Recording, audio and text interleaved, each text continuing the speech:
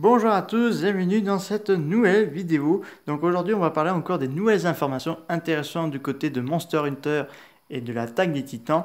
Donc là j'ai vu ça, toutes ces informations et croyez-moi, ça vaut le coup d'en parler. Donc on va commencer avec Monster Hunter qui est devenu l'un des plus gros flops au box-office de cette année, donc 2020 plutôt, parce que là le film n'est toujours pas encore sorti chez nous en France.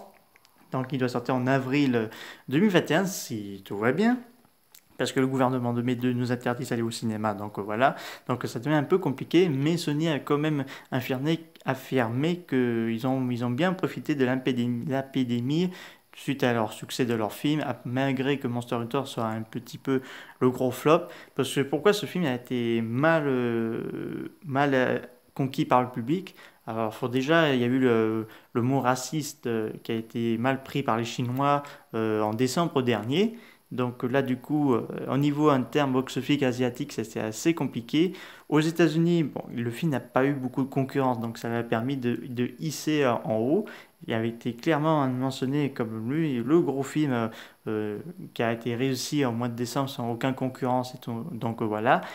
Et le problème, c'est que au niveau marketing de Monster Hunter, ils ont fait à peu près les mêmes erreurs de Godzilla 2, King et Monster. Donc là, ils ont vu, on va faire comme Warner Bros. Et Legendary. Eux, ils ont réussi à nous mettre, ils ont réussi à mettre leur film en gros succès et tout ça, donc nous allons faire nous aussi.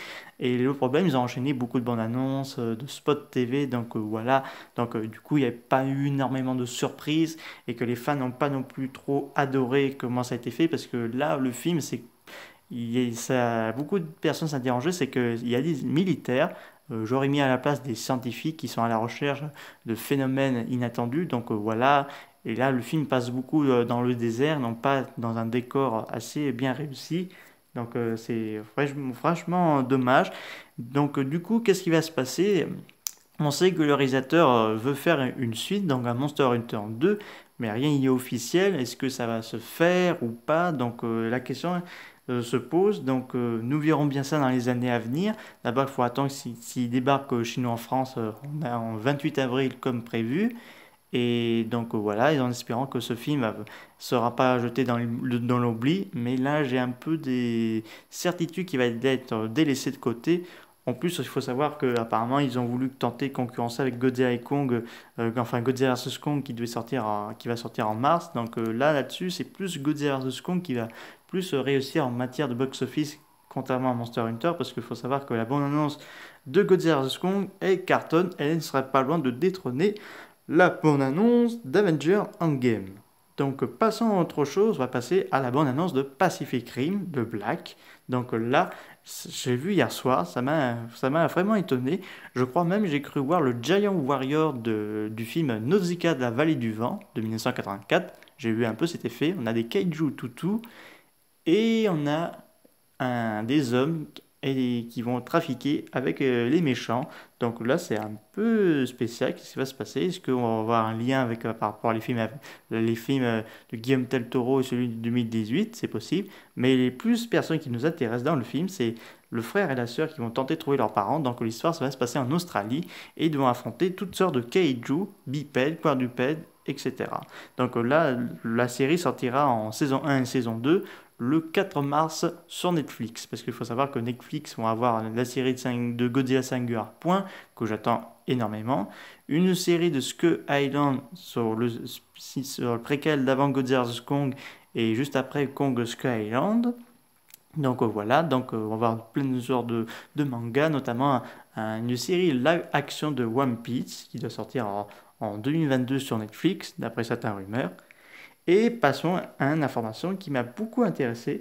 Pour ceux qui regardent l'attaque des Titans, vous en aurez une bonne surprise. C'est possible que nous aurons un droit à un film pour concurrer la série animée. C'est pas vraiment officiel, mais ils ont beaucoup en parlé. Donc, pour éviter que, ils ont même clairement annoncé que pour éviter que l'attaque des Titans saison 4 se termine n'importe quoi comme Game of Thrones, ils ont annoncé nous allons préparer un film de l'Attaque des Titans. Nous voulons faire la même chose comme pour le Demon Slayer, qui a eu été un gros succès au box-office 2020. Il a même battu La Reine des Neiges 2, Titanic de James Cameron. Donc voilà, les Japonais sont en plus en plus en forme en matière de films de science-fiction. Et donc il faut savoir aussi que un projet d'adaptation est développé depuis plusieurs années par David Erdman, le producteur d'Harry Potter, parce qu'apparemment ils voudraient faire le film L'Attaque des Titans chez Warner Bros. Donc on ne sait pas comment enfin, ça va se rassembler. Je sais que les Japonais ont fait le film L'Attaque des Titans en partie 1 et partie 2 qui sont en DVD import allemand et qui ont été des cartons en box-office japonais en 2015. Si c'est Warner Bros et Legendary qui font le projet, peut-être les titans, enfin les créatures, enfin plutôt les humanoïdes gigantesques seront d'allure de Godzilla, de Kong. Ce serait vraiment intéressant.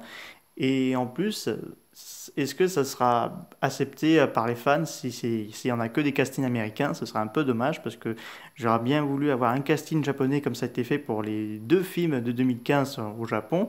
Donc nous verrons bien ça et j'espère que ça va se faire ou pas. Est-ce que ça va être un succès comme Godzilla ou un échec comme Monster Hunter? Donc affaire à suivre. Donc ça m'a fait plaisir de vous parler de toutes ces nouvelles informations. J'espère qu'elle vous a plu. Si vous avez des questions, n'hésitez pas à me dire ça dans les commentaires. Je vous dis à très bientôt. Au revoir.